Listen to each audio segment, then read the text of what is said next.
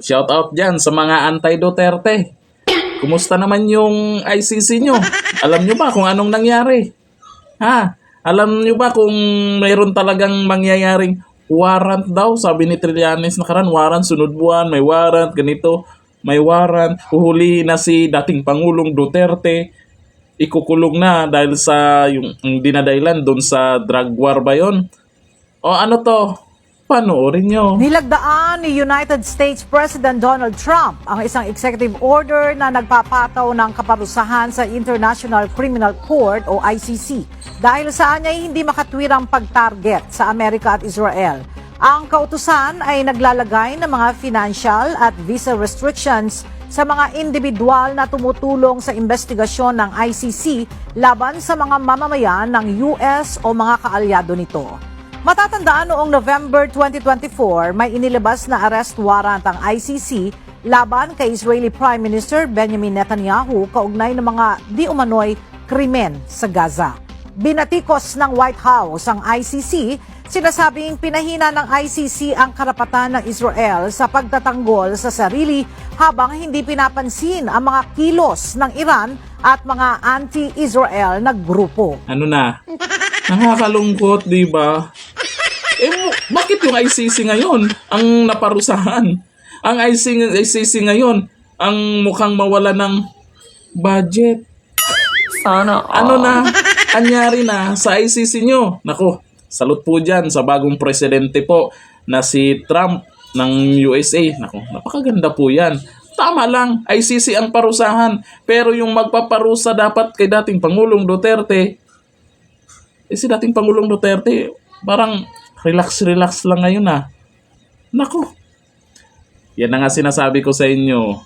Yung nangyaring drug war ay napakalaking bagay po yun sa Pinas. At yun po ang hindi makakalimutan ng taong bayan. Siguro ang ayaw nun, siyempre yung mga negosyante ng pulburon, ayaw talaga nila yun. Malulugi sila. Diba? Ngayon, nangyari ngayon, mas nauna daw nagmura yung yung pulburon kaysa bigas Sana all. 'Di ba? Lantara na yung iba nagla-live pa. Tapos ngayon ang dami ng mga krimen na nangyari. O nabalitaan niyo yung dalawang anak niya at dalawang asawa niya. Tinuluyan niya. Tapos nalaman, adik pala. Yan yung talagang nagawa ni dating Pangulong Duterte nung panahon niya na hindi kayang gawin kahit sino man. Doon pa lang sa milyon-milyon na sumuko. Kaya bang gawin nun kahit sinong Pangulo? Baka mangyayari lang yon kung si Vice President Sara Duterte ang maging Pangulo sa 2028. Paano nga ba mangyari yun? Kung gusto nyong mangyari talaga yan. Saan tayo mag-uumpisa? Ngayong eleksyon. Iboto nyo lang straight Duterte candidates, malamang sa June, hindi sila magtatagumpay na ipa-impeach si VP Sara. Kasi once na ma-impeach kasi si VP Sara, hindi na siya pwedeng tumakbong Pangulo sa 2028. Pero, may ibang Duterte. Di ba? Sino itatapat dyan? Pag ang gusto ng taong bayan, tatak Duterte ang ibalik, kahit hindi si VP Sara, kahit si Pulong Duterte, mananalo at mananalo yan. Sino yung gusto nyong itapat doon? Walang maging katapat doon. Yun ang hinahanap ngayon. Malas lang po talaga ni PBBM. Napakarami nang nagawa nung nakarang administrasyon. Kaya kinukumpara siya ngayon. At ang sabi ng karamihan, ibalik ang Duterte. Hindi natin gawa-gawa yan. Kung hindi, ayon sa napanood po natin sa mga nagla-live na mga vlogger, live mismo na nagsusurvey kung sino ba yung pwede ma-impeach, gusto ba nilang maibalik si dating Pangulong Duterte?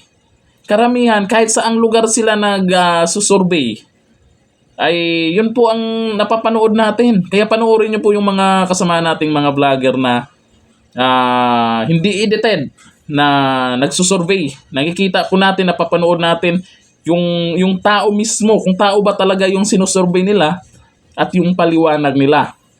At ang higit sa lahat po dyan, malabong babayaran po ng mga vlogger na yun para lang mag-survey.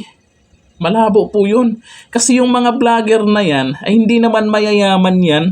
At nagbablog po yan, isang dahilan para din naman kumita. sa pagbablog.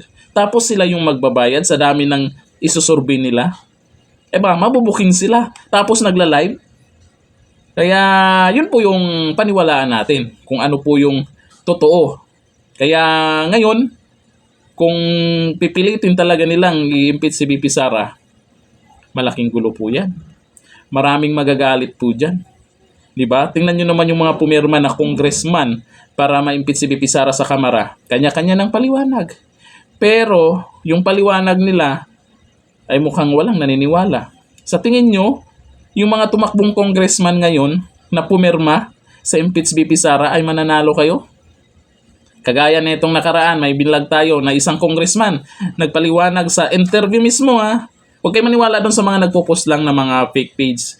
Hindi po tayo sure kung yung congressman mismo or sa congressman mismo nang galing po yung payag. Ito, yung nakaraan po kasi na binlag natin ay na-interview mismo. Kung hindi sila peperma, baka mahihirapan sila magkaroon ng budget para sa distrito nila.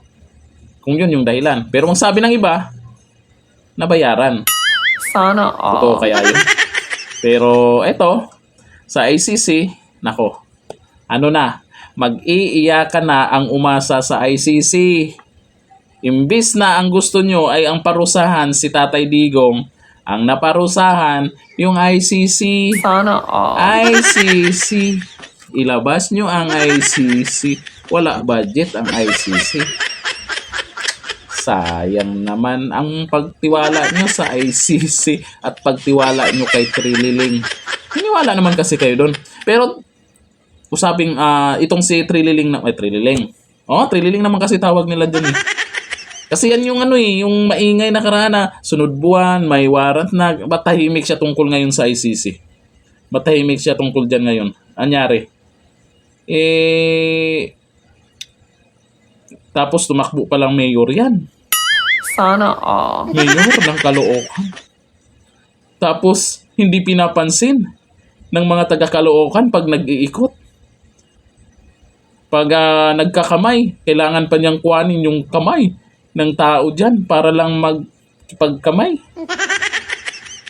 Mananalo kaya?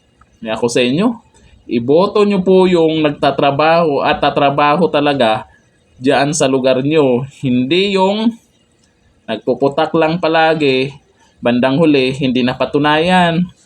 Maniniwala pa ba kayo? Di ba si Trililing nagsabi na meron ng warrant, ilalabas. Ba't ngayon wala? Maniniwala kayo dyan. Pero nasa inyo po yan. Kasi dyan naman sa lugar nyo, kayo naman ang boboto dyan. Kung magtiwala po kayo kay Trillanes. Kaya, sorry na lang. No more ICC. Sa mga anti-Duterte, no more ICC. Kawawa naman.